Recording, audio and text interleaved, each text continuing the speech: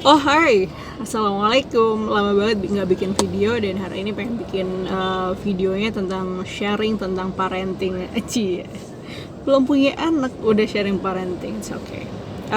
Aku cuma apa ya, kayak mau sharing sesuatu yang aku ingat dari semasa aku kecil gitu.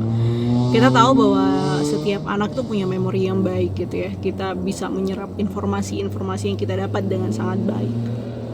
Dan um, contoh kecilnya gini deh, kalau semisal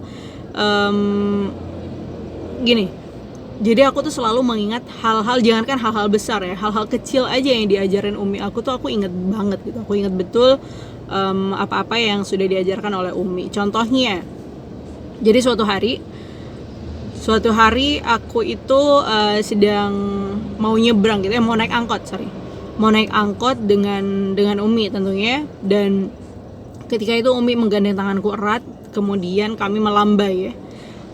Bukan melambai ngondek ya Wak, tapi umi melambaikan tangan untuk menghentikan angkot, dan aku akhirnya turut berhenti gitu ya, turut menghentikan angkot, turut melambaikan tangan juga gitu biar angkotnya berhenti. Ternyata kemudian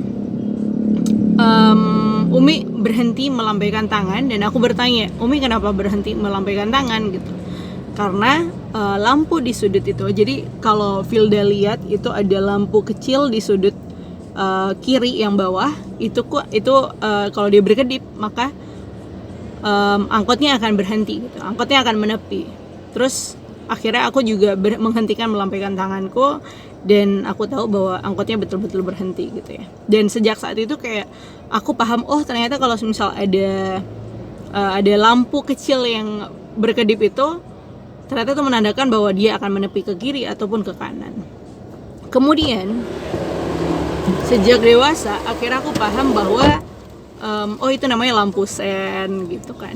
Terus kemudian ada lagi informasi yang kayak kalau semisal suatu hari kita pernah nyebrang dan itu nyebrang sama umi ya, jadi pegangan tangan gitu kan. Terus waktu itu aku hendak berlari, itu waktu itu suatu hari kita mau nyebrangnya di depan jembatan Merah Plaza ya.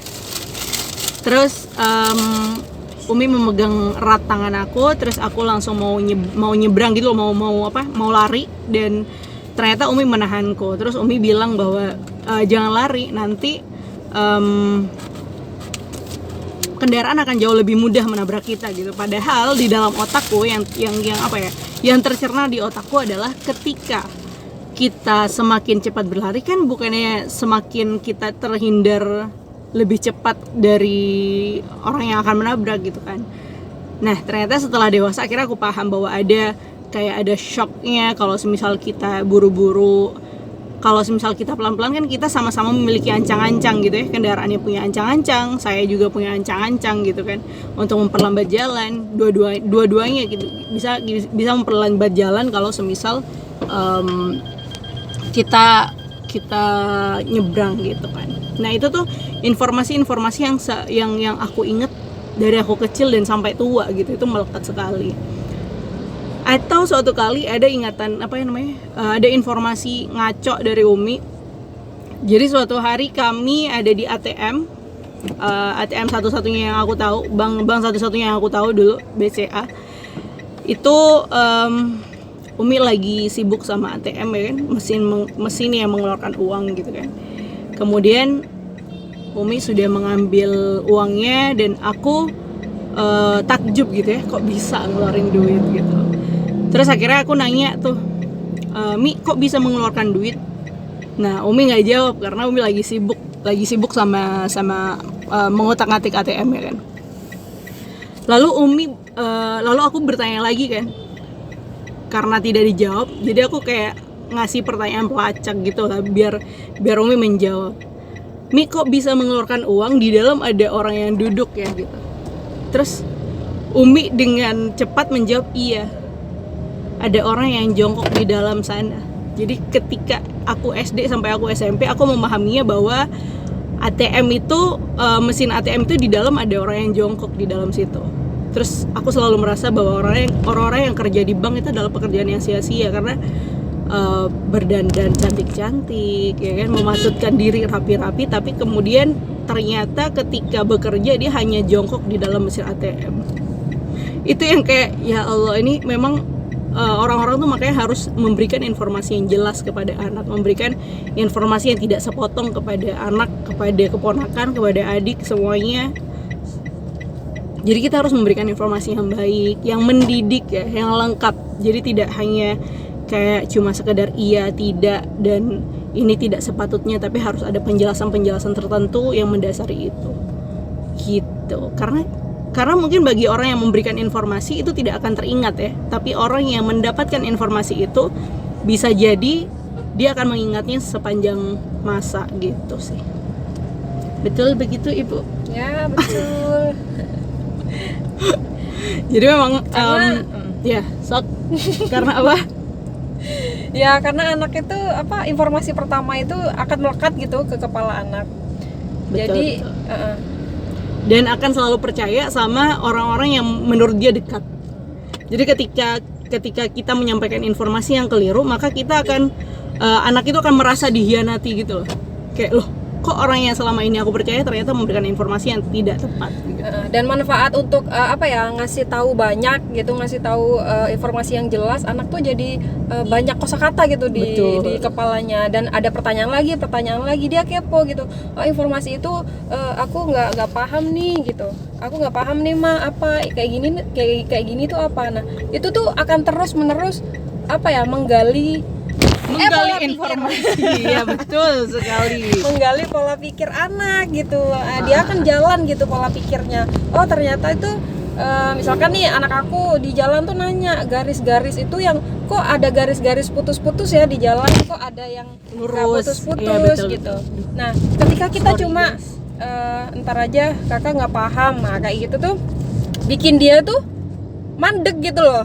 Untuk berpikir itu tuh dia bakalan mandek. Tapi ketika kita jelasin, betul, oh kalau putus-putus itu kita nggak boleh ngebut, nggak boleh nyalip, itu oh ternyata di jalan itu kita ada aturannya ya, kayak gitu. Oh kalau putus-putus boleh nyalip Mbak, tapi yang nggak boleh itu yang lurus. Oh iya sorry ya, yang lurus, nggak boleh yang lurus nyalip.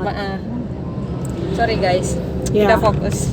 Ya pokoknya hal-hal kecil kayak gitu loh yang pokoknya kita harus memberikan informasi yang lengkap yang semampu kita ya. Maksudnya kalau semisal kita tidak mampu di situ, jangan so tahu. Karena betul. Itu akan membahayakan informasi yang direkam anak juga. Kalau misalkan kita nggak tahu, nanti ya kita cari dulu. Iya, atau enggak ajarkan untuk mencari gitu. Jadi ketika dia bertanya dan kita tidak tahu, kita bisa mencari itu gitu, mencari terlebih dahulu. Kemudian dan menurut aku kita harus menyampaikan sedetail mungkin ya, bukan dibahasakan seperti anak-anak, tetapi dibahasakan betul-betul. Kemudian ketika dia tidak mengerti, maka kita sederhanakan. Kemudian ketika dia masih tidak mengerti juga, kita sederhanakan pengertiannya gitu sih.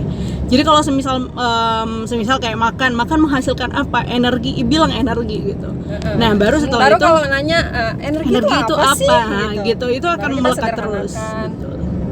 Gitu sih. Jadi kayak ya ayo kita galakkan untuk memberikan informasi yang jelas, baik, lugas kepada anak. Terus sehingga kalau kita ngejelasin tuh nggak pakai bahasa anak, tapi pakai bahasa jangan dipeletot-peletotin gitu kayak. Iya betul, kayak cayang. Itu akan membuat anak itu juga oh ternyata cayang tuh ada, padahal sebenarnya kan enggak. Iya betul. Iya benar. Jadi memang untuk melatih anak mengucapkan kata dengan benar ya, dengan tepat gitu. Jadi pokoknya kita dan menurutku pribadi kita jangan pernah memaklumi kesalahan anak gitu, tapi kita harus memberikan pengertian. Ya even aku belum punya anak ya, tapi aku sudah magang menjadi ibu dari tiga anak dan belajar dari setiap karakter 3 anak itu gitu, sampai akhirnya mendapatkan produk Dinara. Dinara adalah produk terbaik gue bilang. Sepanjang kami mendidik bersama, bukan kami, aku dan dia ya, tapi aku dan mbakku. Ya gitulah. So teman-teman, kalau misal punya adik, punya keponakan, ya pokoknya jadi anak, jadi kakak, jadi tante, jadi ibu, jadi ayah, jadi kakek, jadi nenek yang baik, yang mau meluangkan waktunya untuk memberikan informasi yang lengkap dan baik. Bikin anak yuk bikin anak loh. Bikin anak tuh nggak cuma bikin anak doang loh, harus ada Mendidik. perencanaan. Iya betul. Perencanaan tuh bukan masalah uang ya, tapi masalah kesiapan diri, ya kan, ilmunya, Kemampuan diri. Iya sih. Yap, gitulah ya teman-teman. Terima kasih banyak sudah nonton sampai saat ini. Ya, padahal lama banget Itu nggak bikin apa sih? video. Mau bikin video YouTube. Itu live. No, enggak dong. Terus ya udahlah. So, thank you. Assalamualaikum warahmatullahi wabarakatuh. Salam.